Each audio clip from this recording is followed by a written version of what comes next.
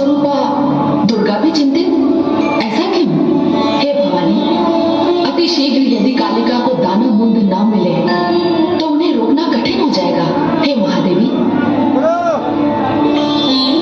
इसकी व्यवस्था तो स्वयं शुंभ और निशुंभ दोनों ने ही कर दी है। शुंभ आपको स्त्री कहता है, अबला समझता है, किंतु वो नहीं जानता कि आपका अवतार ही सारे संसार को ये बताने के लिए हुआ है कि स्त्री अबला नहीं होती, उसमें करुणा होती है, उसमें ममता होती है, उसमें दया होती है, और इसीलिए वो सहन शक्ति की सीमा तक पुरुष वर्ग के सारे अत्याचारों को क्षमा कर देती है।